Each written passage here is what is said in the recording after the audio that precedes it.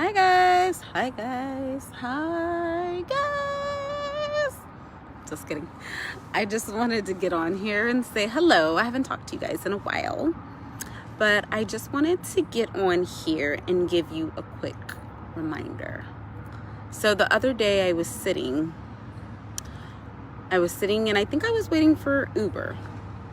And as I was sitting and waiting for Uber, I saw a sign, but it wasn't a sign, it was a street. And on the street it said Determined. And I was like, there's a street named Determined. Okay.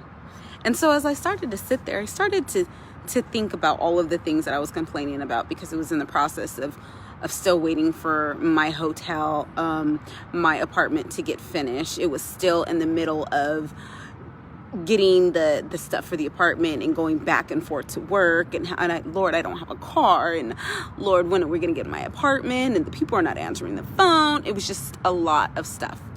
But God asked me, are you determined? And I was like, well, what do you mean by that?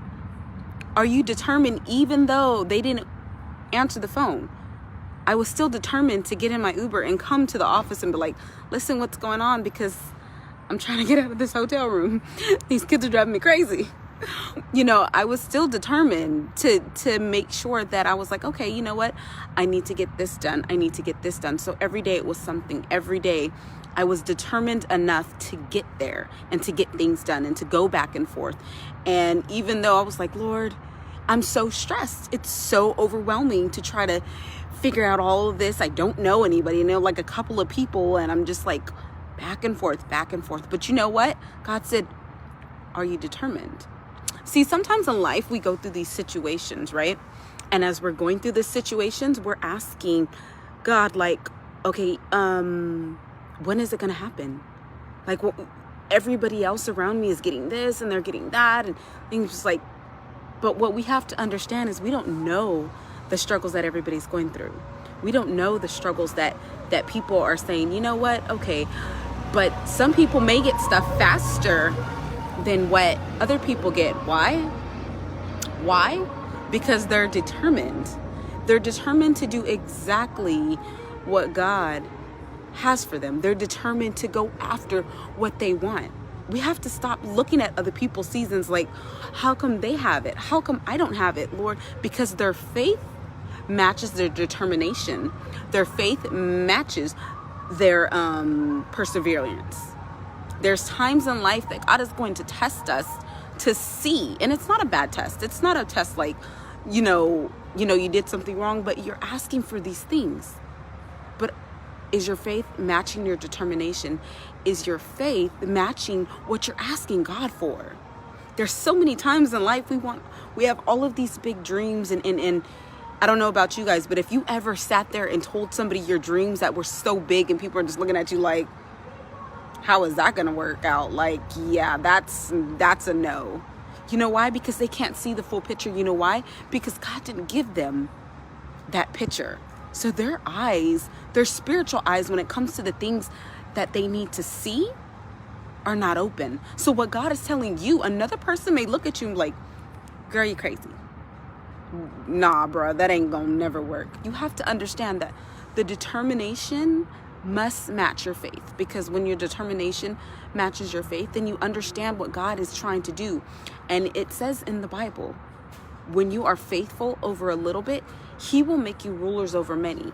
And He says that for a reason, because when you do stuff like that and He's able to trust you with the things that He needs you to do, He can trust you.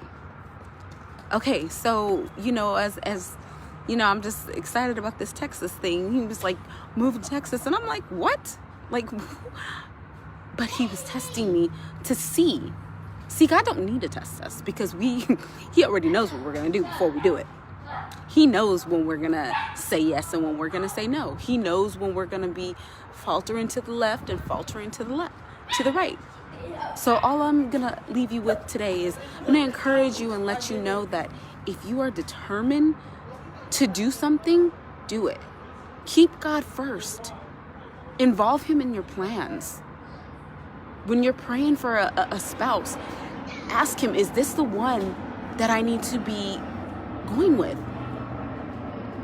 Before you even start giving out your number, is this the one that you have for me, Lord?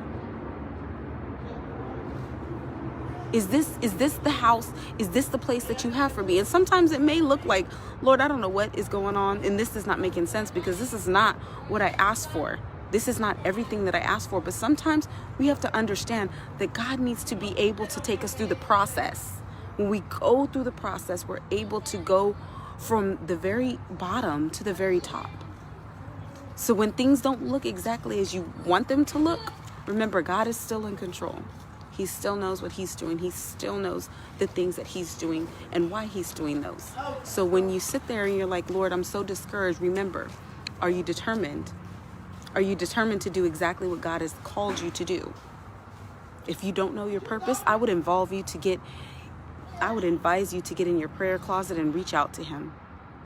Pick up the phone and speak to someone that knows that what you're going through, a spiritual mentor. We all have friends, but what kind of friends are you keeping around you? Are they able to encourage you? Are they able to tell you, you know what, you need to go read your Bible, or you're stressing over this and that, and it doesn't even matter. Because at the end of the day, only what we do for Christ will last. That's it. That's it. So I just wanted to get on here and encourage you, be determined. Be determined to be the best version of yourself. Be determined to have everything that God has for you. We don't serve a small God. We serve a big and mighty God that can do anything. So when they tell you no at one dealership, go to another. When they tell you no at one place or one bank, go to another. All you need is one yes. You don't need a million yeses. Just like when you're going, and gentlemen, because gentlemen are supposed to find their wife, if you meet someone and you think that she's it and everything, and you propose to her and she says no, pray and ask God what you're supposed to do. Because sometimes it may be a no right then, and maybe she's not ready, or maybe that's not who God has for you.